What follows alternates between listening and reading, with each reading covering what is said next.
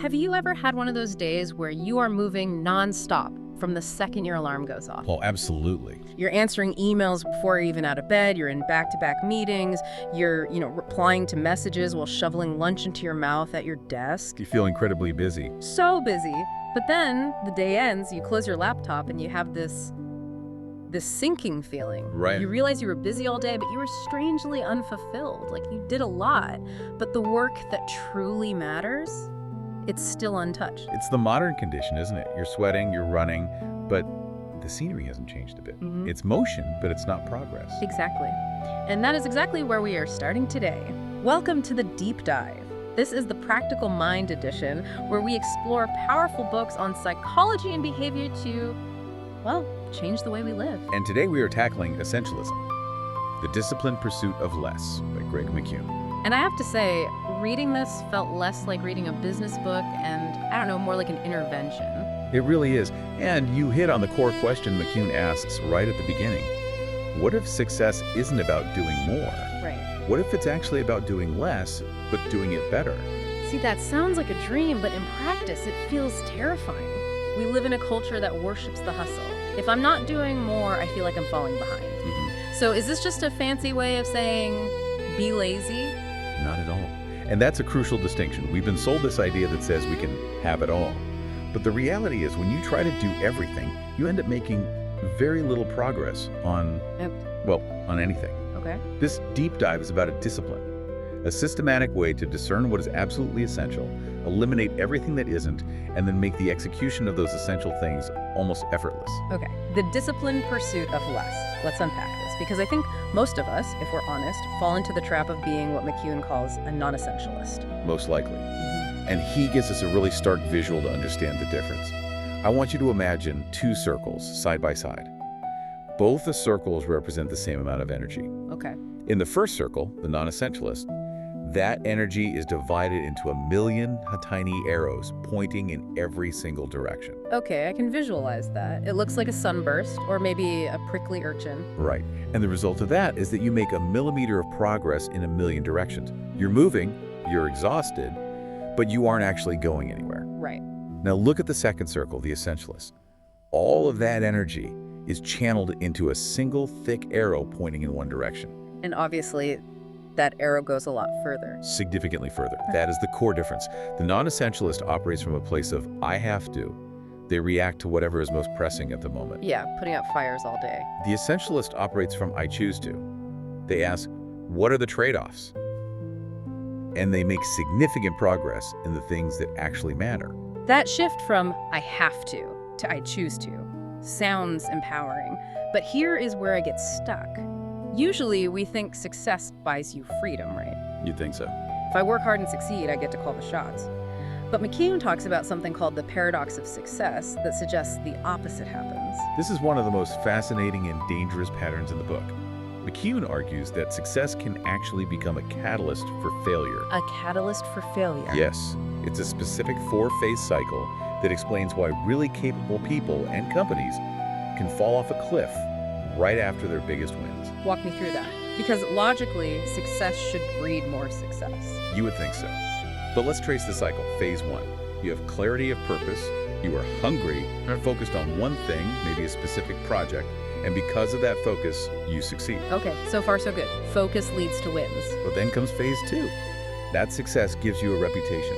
You become the go-to person. People say, hey, get Sarah on this, she crushed the last one. Suddenly your options skyrocket. Which is what we want. We want the promotions, the invites, the extra projects. We do, but that's the trap. Phase 3, those increased options lead to diffused efforts. You start saying yes to things just because they're good opportunities, not because they align with that original clarity. You spread yourself thin. Exactly. Yeah. Which leads to phase 4. Diffused effort undermines the very clarity that led to success in the first place.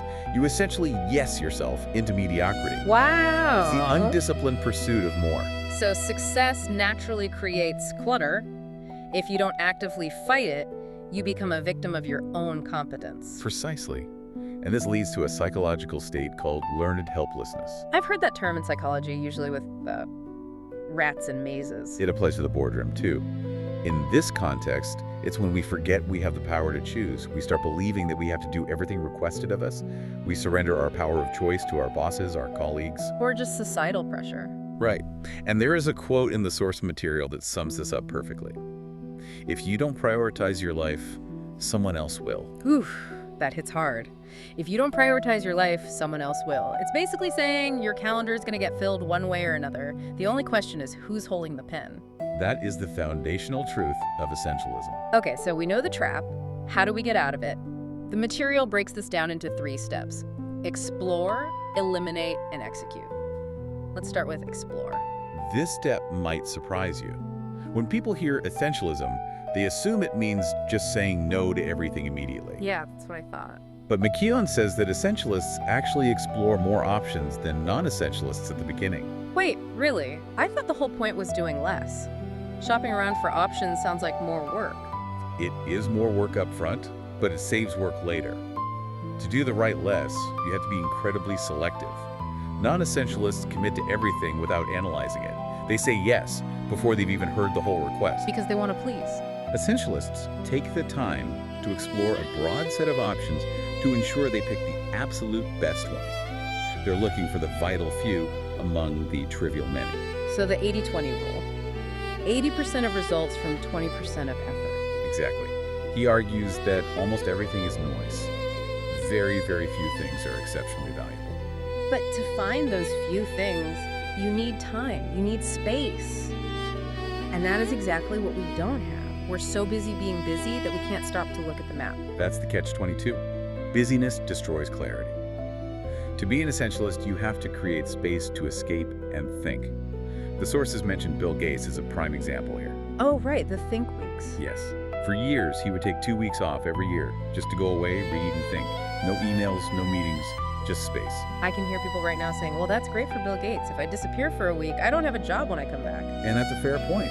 But you don't need a week in a cabin. You can take an hour. You can take 20 minutes in the morning before you open your inbox. The point isn't the duration, it's the intent. Exactly. You need to create space to look at the big picture before you dive into the weeds. So we carve out space to think. But how do we actually decide? In the real world, a lot of things seem kind of important. How do we filter the signal from the noise? This is where McKeown offers a tool that is brutal but effective. It's called the 90% rule. Okay, lay on to me. When you are evaluating an option, a new project, an invitation, whatever, you rate it on a scale of 0 to 100. If you rate it anything lower than 90%, Let me guess, you put it on the maybe pile? no. It's a 0. You reject it. Whoa, hang on, a 0. That feels incredibly risky. If I have an opportunity that's an 80, that's a solid B-. Throwing that in the trash feels reckless. It feels reckless because we are terrified of missing out. But think about your closet for a second. How many clothes do you have that are solid 7s? They fit okay. They look fine. Too many. And I never wear them because I always reach for my favorites. Exactly. They just clutter the space. The logic here is that good is the enemy of great. If you fill your schedule with 7s and 8s, there is physically no time left when a 10 comes along. You're too busy having coffee with the maybe client to prepare for the game changer client. Precisely. The phrase the sources use is that it has to be a hell yeah. If it's not a hell yeah, it's a no.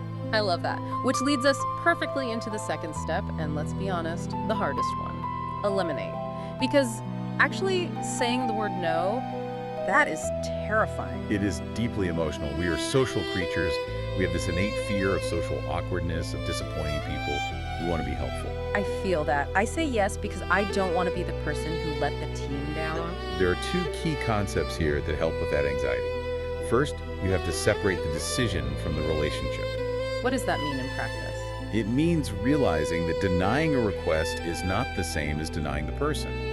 You can respect and value the person while still saying no to the task. That's hard to believe in the moment, though. It feels like a rejection. It does. But think about the alternative. If you say yes when you mean no, you end up doing a mediocre job, or you become resentful. That damages the relationship far more than a clean, honest no would have. True. Resentment is a relationship killer. What's the second concept? The sunk cost bias. This is a huge mental block.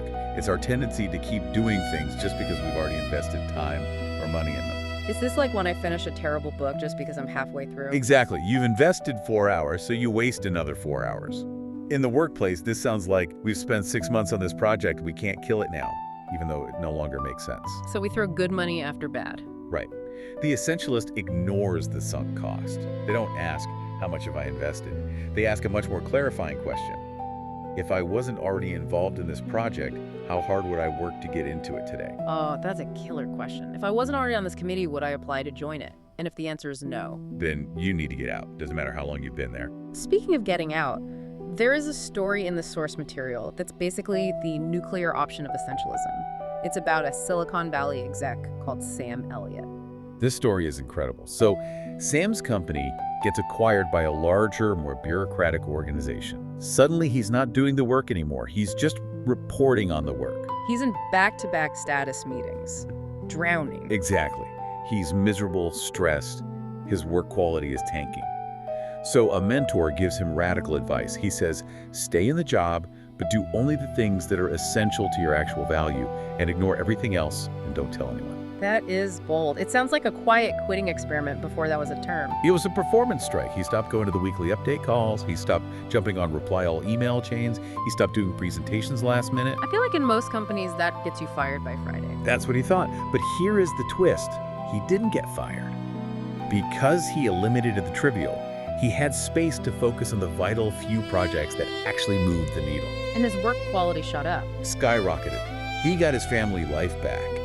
And get this, he ended up with the biggest bonus of his entire career. That is incredible. It proves we often overestimate how much people care about us just sitting in those meetings. Exactly. People respect honesty and they respect results. Yeah. Sam Elliott gave them results because he stopped pretending he could do everything. Okay, so we've explored, we've eliminated, now we have to actually do the work.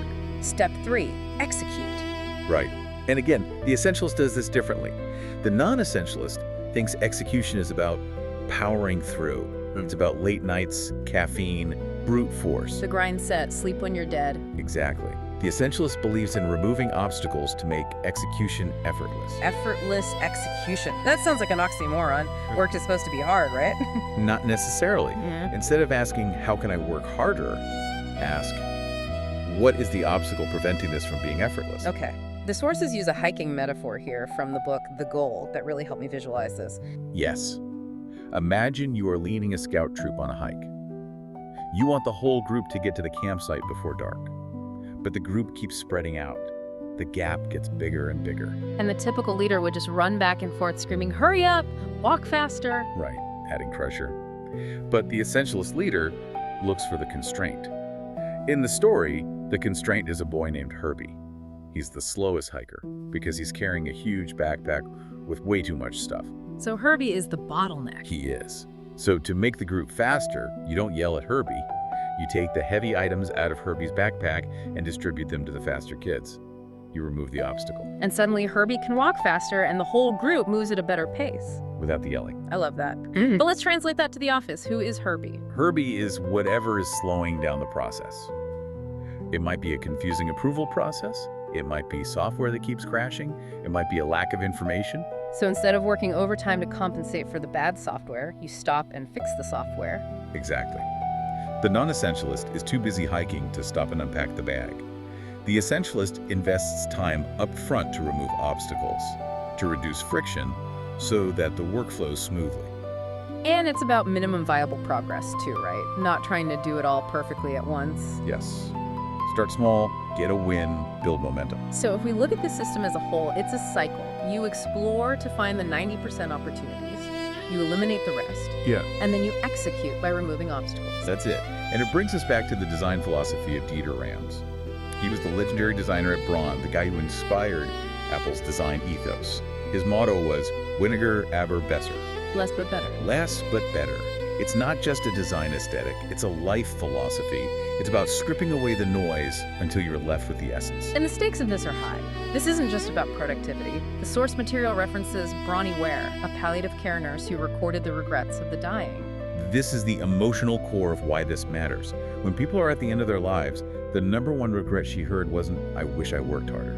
It was, I wish I'd had the courage to live a life true to myself, not the life others expected of me. Wow, that brings it all back to that idea of I choose to versus I have to. It does. When you are a non-essentialist, you are living the life others expect of you. You're reacting to their emails, their requests, their priorities, Essentialism is the only way to ensure you don't have that regret. So here's our challenge to you, listening right now. We talked about the 90% rule. I want you to think about your commitments this week. Identify one thing, just one, that is a 6 or a 7. It's not bad, but it's not a hell yeah. And ask yourself, what would happen if you eliminated it? What if you sent that polite email today saying you can't do it? It feels scary, but look at that empty space you just created and breathe. That space is where your life actually happens. We hope this deep dive helps you find a little more of that space. If this episode helped you think more clearly about your priorities, consider subscribing to The Practical Mind. Share this with someone who is overwhelmed. Thanks for listening. Understand your mind. Change your life.